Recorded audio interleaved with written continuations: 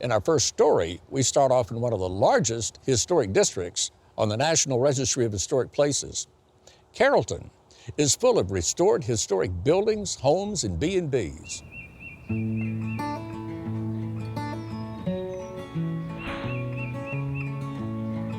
I was born and grew up in Memphis, Tennessee, and after college, came down to Carrollton to teach school. That was in 1977, and I've been here ever since. It's a very laid-back lifestyle. Even though we're not very large, we do have a lot of nice people who live here. They like a slower lifestyle. They like to be involved in the community.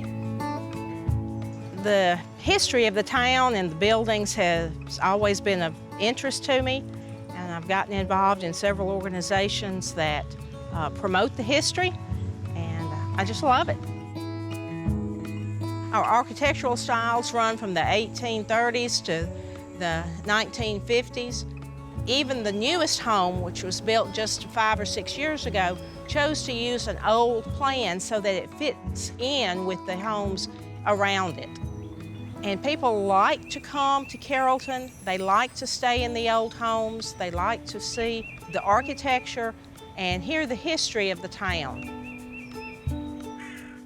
Carrollton was designated by the legislature to be the county seat for Carroll County, and at that time was kind of the crossroads of North Mississippi. Right here in front of Copesworth, you had the main thoroughfare that passed through. There were, say, 6 passenger coaches that came through every day, and this originally was an inn for that. Senator George bought it in 1861, and he did renovate it. What you're seeing here was what he did to it. In addition to the house being beautiful, Senator George in 1887 built this Hexagonal Library to the side, and in 1887 when he built it, it was one of 2 hexagonal buildings in the entire state.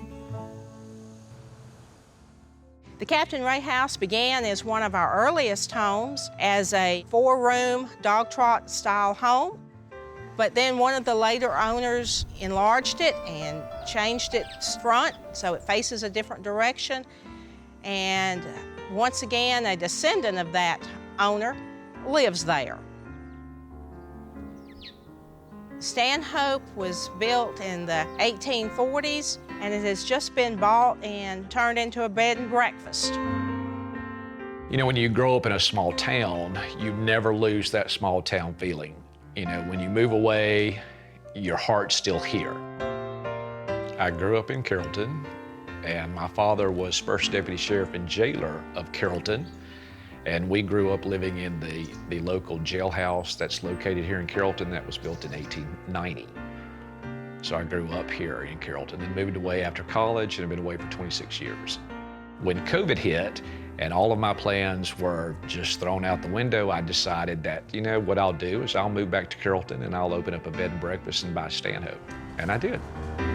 I played at this house many times, and I climbed that magnolia tree in the front yard many times while Daddy was at work across the street at the courthouse. My father had farms in Carroll County. I grew up coming here with my children to camp out, and I'd always seen this house. And I knew the guy that lived in it, and I knew that he wanted to sell it, and I knew that it was in bad shape. So I talked my wife, Libba, into coming to Mississippi, and we've been here ever since. Oh, I thought he was crazy. I thought he was crazy. I said, ooh, this thing is gonna take way more time and money than I think either one of us want to spend. But once we started, it was really a very fun project. Carroll County has a lot of Hollywood history.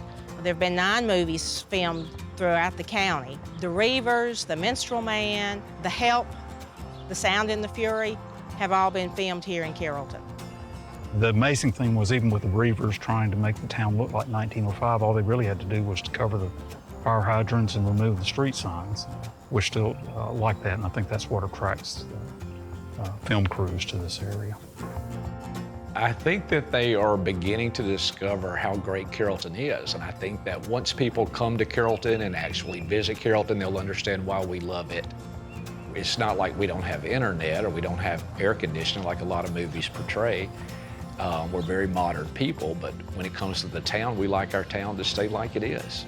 And I think that is what attracts people and visitors to come to Carrollton, to see just how much it's like stepping back in time. It's the uniqueness of the town and our people. The grandchildren love to get out in the creek. We don't have to worry about them if they say they want to walk downtown from here. It's very safe. It is like Mayberry. It's a great little place to be.